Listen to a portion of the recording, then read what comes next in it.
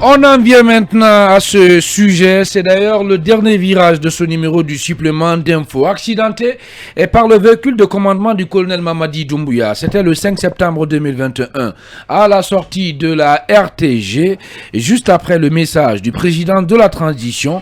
Mamadou Saliou Diallo a été évacué en Tunisie par le gouvernement pour subir une opération. Après 4 mois de traitement, le pauvre dit être abandonné à son propre sort, malgré l'engagement du gouvernement, de tout le gouvernement donc guinéen. Et toutes ces démarches, dit-il, à renouer le contact avec les autorités de Conakry sont restées vaines. Aujourd'hui, il risque même de perdre l'usage de son pied gauche. Que s'est-il réellement passé? Et ce jour du 5 septembre, dans un instant, il va prendre la parole depuis donc la Tunisie. Mais bien avant, on va dire un mot quand même, Amadou Boyi. Ce qui se passe en tout cas, avec ce jeune, c'est pathétique. Voilà, c'est vraiment sûr, l'inconsommant qui est en charge du dossier. Il n'était pas là, il était parti prendre un café. Je préfère qu'il prenne d'abord la parole. Justement, c'est ce que je fais. Allez-y, Lincoln. Justement, qu'est-ce qui s'est passé ce jour-là, le 5 septembre? Dans quelles circonstances ce jeune a été percuté par un véhicule du commandement du colonel Mamadi Doumbouya? Oui, ce jeune Mamadou Saliou Diallo, et comme beaucoup de jeunes d'Amdalaï, de l'axe de Conakry, était sorti pour accompagner le cortège du président qui venait tenir son discours au niveau de la RTG. Et rappelez-vous, il y a même des images qui circulent où des jeunes même étaient accrochés au véhicule du président qui entoure la voiture du président. On aurait fait bien de montrer ces images, Khalil. Et après le discours du président, le cortège a continué avec tous les jeunes. Et sur le capot de la voiture, on voit le président avec des jeunes à l'entourage. On apprend que le véhicule personnel du président s'est arrêté et finalement a fait aussi marche arrière. C'est là où il a marché sur le pied du jeune en question. Mais on a aussi le reportage de la RTG qui montre le jeune avec l'engagement du ministre Julien Yombono, d'autres membres du gouvernement, qui ont promis d'envoyer le jeune au niveau de la Tunisie. Alors, il a été évacué, mais 4 mois après le traitement, on apprend que le jeune a été complètement abandonné et aujourd'hui, c'est son père qui le prend en charge avec les maigres moyens. Il est de ce côté, si vous voyez les images, il risque de perdre l'usage complètement de ses pieds puisque il est complètement abandonné. Selon des informations, il a tout fait pour rentrer en contact avec les autorités ici, notamment l'INAMO et la caisse de prévoyance. Mais aucun retour, toutes les portes lui sont fermées. Khalil, les images sont tellement atroces que peut-être pourquoi pas le reportage de la RTG où il y a l'engagement du gouvernement. Il va prendre la parole d'un moment à l'autre, on va le joindre. Malheureusement, son numéro ne passe pas. Voilà, on fait tout pour l'avoir. Eh bien, son numéro ne passe pas, c'est ça aussi. On espère qu'il va prendre la parole. Allez, Mamadou Boyi. Bon, écoutez, Khalil, on souhaite qu'il essaie de prendre la parole. C'est important qu'il essaie de revenir sur les faits, comme l'a relaté Ibrahim Soulin tout à l'heure. Mais ce qu'il faut souligner, c'est quand même le lieu de susciter le débat par rapport à ces cortèges présidentiels, mais aussi les cortèges de ces ministres et hauts placés de l'État qui errent à travers la ville de Conakry. Et je pense qu'il y a quand même nécessité, vous savez, sous Alpha Condé, on avait fait sortir des communiqués pour dire attention, si vous n'êtes pas ministre de la Défense ou président de la République, votre cortège n'est pas autorisé sur les voies publiques. Mais malheureusement, ça n'a pas été respecté. Ça n'a jamais d'ailleurs été respecté. Et jusqu'à présent, ça continue. Même sous le ça continue. CNRT, hein. Voilà, jusqu'à présent, ça continue. On voit que ces personnalités viennent à vive allure. Moi, pas plus tard qu'hier, j'étais sur l'axe d'Ambagny. Deux cortèges, certainement, c'est pas, en tout cas, sont venus à vive allure, déranger toute la ligne. Je pense que ça doit cesser. Ils ne sont pas plus guinéens que nous. De l'autre côté, si dans un premier temps, la présidence de la République a évacué ce jeune du côté de la Tunisie pour des soins. Le gouvernement, pas la présidence, oui. Ok, d'accord. Le gouvernement, je pense qu'on doit continuer à aider ce jeune, à soutenir ce jeune jusqu'à ce qu'il se rétablisse. C'est important. Imaginez qu'un cortège présidentiel vous marche dessus. C'est quand même à Villarrive, c'est des poids lourds. C'est très inquiétant. Le cortège du président de la transition, c'est des blindés. Merci. Imaginez que cela passe sur votre corps. Je pense que le gouvernement, non pas ton corps à toi, je parle du jeune. Merci, oui. Voilà, donc le gouvernement franchement doit continuer à soutenir ce jeune. On ne doit pas l'abandonner. On doit continuer à le soutenir. C'est un citoyen qui a droit à des soins, surtout de surcroît lorsqu'il est touché par le véhicule du cortège, commandement du du président de la colonel. transition. Allez-y, Diarra Girassi. Hein.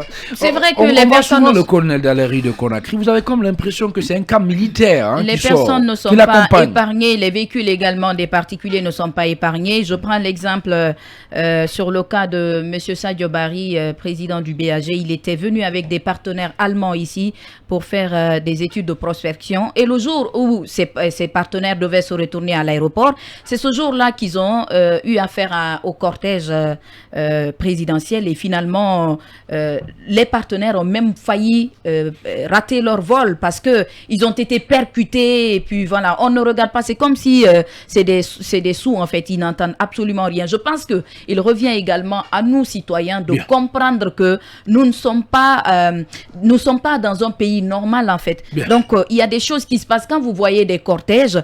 Essayez de prendre vos précautions parce que s'il vous arrive quelque chose, vous n'aurez que vos yeux pour pleurer. C'est quand même très dommage. C'est vrai que le président a droit à la gloire, mais je pense qu'il faut faire attention par rapport à la santé de la population. Khalil Kamara, est-ce que ce jeune peut porter plainte? Pourquoi pas? Il peut porter plainte. Il peut même le faire aujourd'hui. Je ne sais d'ailleurs pas qu'est-ce qu'il Et obtenir gain de cause, bien sûr. Bien sûr, bien sûr.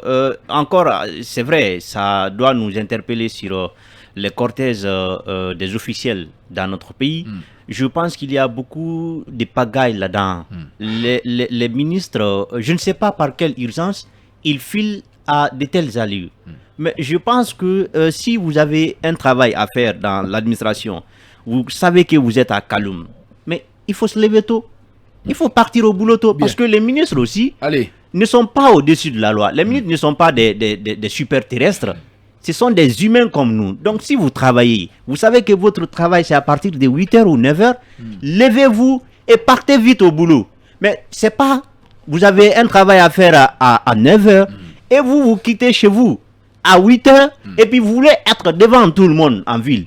Mais c'est pas normal. Bien. Il y a trop de pagaille dedans. Bien. Donc, il faut réellement que Merci. le président du CNRD prenne des dispositions par rapport à cela. Mais je sais que le colonel, il n'est pas au courant de la situation de ces jeunes.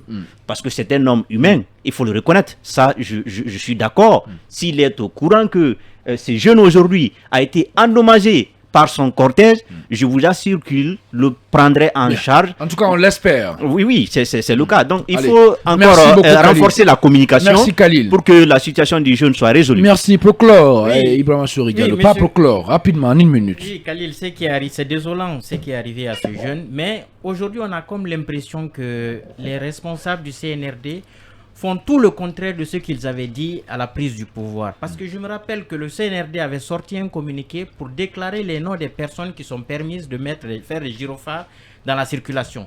Mais aujourd'hui, un individu peut sortir de nulle part et mettre les gyrophares et embêter tous les usagers sur la route. Je pense que ce n'est pas normal. Et même aujourd'hui, le cortège du colonel Mamadi Doumbouya s'agrandit le jour au jour. Parfois, quand il sort, il ne communique pas. Les citoyens sont empêchés de circuler pendant plusieurs heures, surtout en ville, puisque souvent il fait des sorties inopinées. Donc ce n'est pas normal. Si aujourd'hui ils sont là où ils sont aujourd'hui, c'est parce qu'il y a des gouvernés. Donc on mérite respect et considération. Merci beaucoup, de leur part. Ibrahima Souri. Mais est-ce que, Yaya, s'il vous plaît, en une minute, il ne faut pas aussi questionner l'engagement souvent du gouvernement. Quand un gouvernement s'engage à faire quelque chose, en principe, il doit le faire.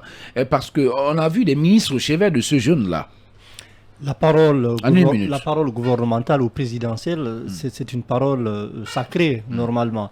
Mais c'est dommage que ces engagements pris souvent ne sont pas respectés. Je pense que c'est une question de suivi. Si on a commencé le travail et qu'à un moment donné, il y a eu relâche, je pense que c'est une question de suivi et on aurait dû quand même continuer. Et ça doit continuer d'ailleurs. Je suis d'accord avec Khalil que peut-être qu'il y a un manque de communication, un déficit d'information et qu'il faut en tout cas passer par tous les relais possibles pour que ce cas-là soit plaidé et qu'il puisse continuer des soins appropriés afin qu'il puisse retrouver sa santé. Merci beaucoup, Mamadou Yaya Baldé. Voici sur la ligne d'arrivée de ce numéro du supplément d'info. Ça n'est donc terminé. Il a été conduit aux opérations techniques par Eli Koulemou, assisté de des gazelles du côté de la régie. C'est le colosse Ibrahim Silla, assisté du Golden Boy Ali Badra Kourmaki. Et donc nous, c'est les deux qui nous ont conduits à ce niveau. Merci de votre aimable attention. Prenez soin de vous, où que vous soyez dans le monde. On se retrouve, Inch'Allah, demain, dès 8h pour d'autres sujets d'actualité sur Film Guinée. Et d'ici là, restez sur la meilleure fréquence en bande FM et ensemble, restons concentrés.